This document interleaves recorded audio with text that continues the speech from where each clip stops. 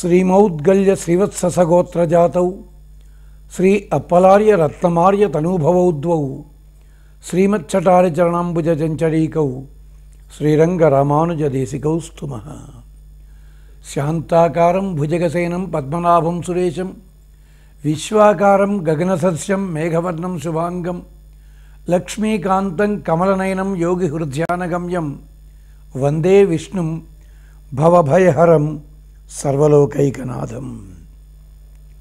భగవద్బంధులరా, రేపు భారతీయ సాంప్రదాయంలో మకుటాయమానమైన ఆగమ విధానంలో అన్ని చోట్ల కూడా ఆదరంగా పాటించే శుభదినము ఏకాదశి, వైకుంఠ ఏకాదశి. దీనినే ముక్కోటి ఏకాదశి అని, మోక్షద ఏకాదశి అని, శ్రీరంగ ప్రదేశ ద్వార దర్శన సన్నివేశమని, ఇలా రకరకాల పద్ధతుల్లో చాలా గొప్పగా పొగుడుతారు, గొప్పగా చెప్పుకుంటారు ఈ ఏకాదశిని. ఈ ఏకాదశి వైభవము, ఈ ఏకాదశి పుట్టుపూర్వోత్తరాలు, ఈ ఏకాదశిని ఆచరించినందువల్ల మనకి లభించే ఫలితాలు, వీటిని గురించి మనం కొంత జ్ఞాపకం చేసుకుందాం. దక్షిణాయనం వెళ్ళి ఉత్తరాయణం రాబోతుండగా ఆ మధ్య సంధి లోపల ఉన్న ఏకాదశిది. ఉత్తరాయణ పుణ్యకాలంలో సూర్య భగవానుడు తన కిరణాలతోటి నీటినంతా కూడా పీల్చుకుంటాడు 1000 రకాలుగా. దక్షిణాయనంలో చక్కగా వాటిని వర్షిస్తాడు.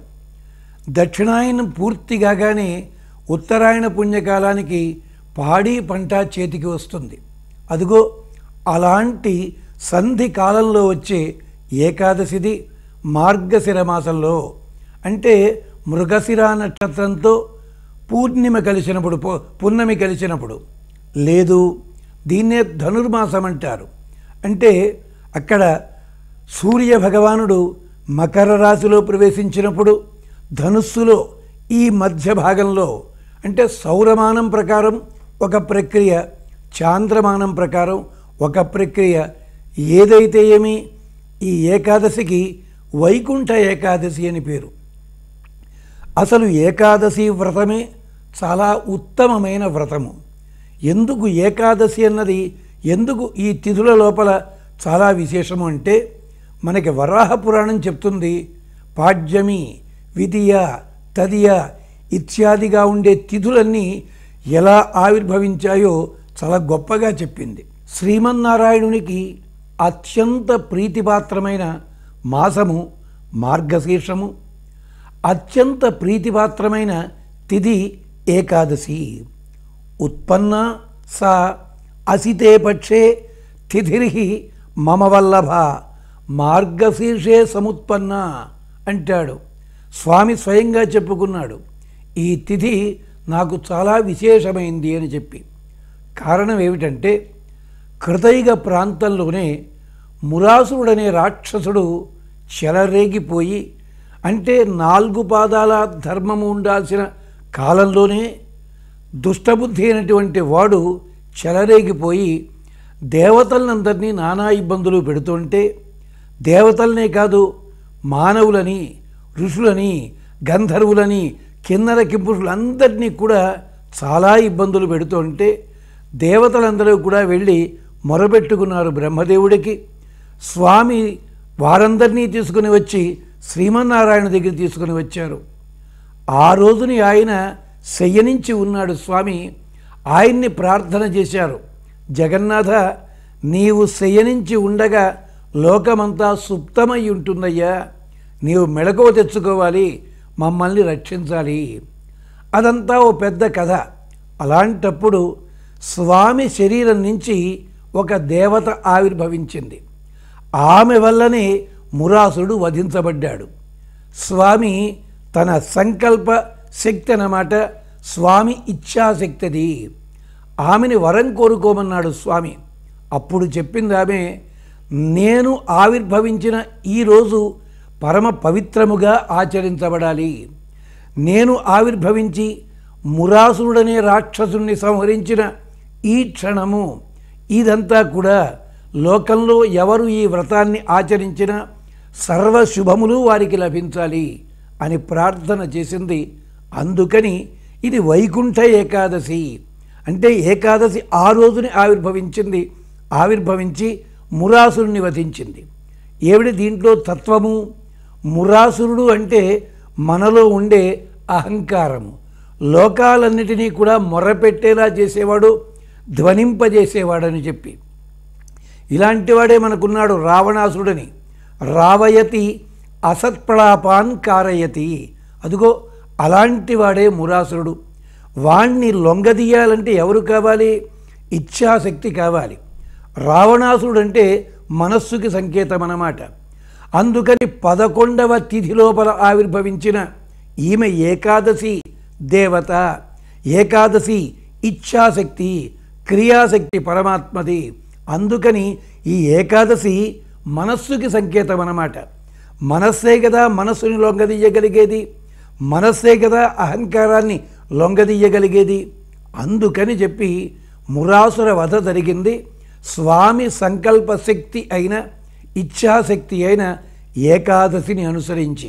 అందుకని ఈ ఏకాదశిని ప్రత్యేకించి మనము తిథులన్నిటి లోపలికి మొత్తం 24 ఏకాదశులు, అధిక మాసంతో కలిపి 26 ఏకాదశులు వస్తాయి.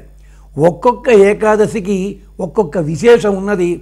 ఈ ఏకాదశికి వైకుంఠ ఏకాదశి అని చెప్తున్నాం, మోక్ష ఏకాదశి అని అంటారు.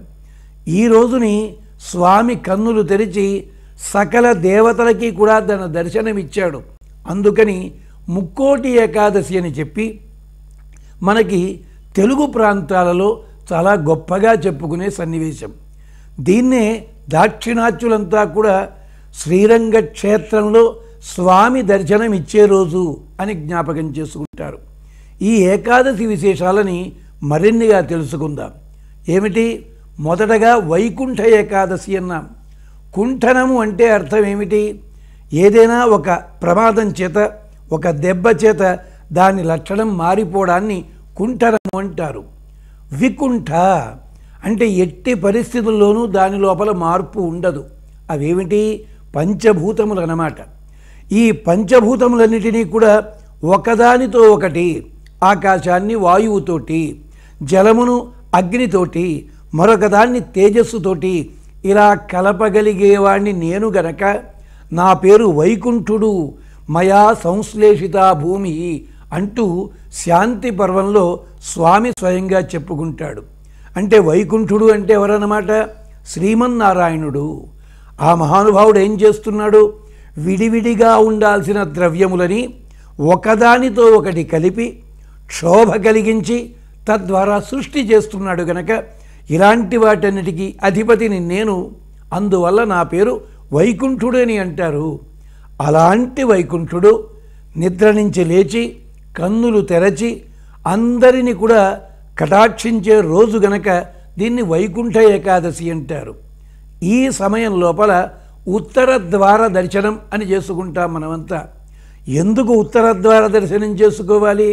సాధారణంగా తూర్పు ద్వారం చాలా గొప్పది, మరొకటి చాలా గొప్పది ఇలా చెప్పుకుంటాం కదా.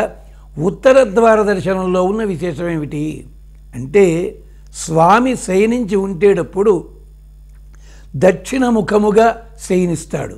మనకి శాస్త్రము కూడా చెప్తుంది, స్వగృహంలో నిద్రించేటప్పుడు దక్షిణముఖముగా శ్రయించినట్టయితే శ్రేష్టము అని అంటారు.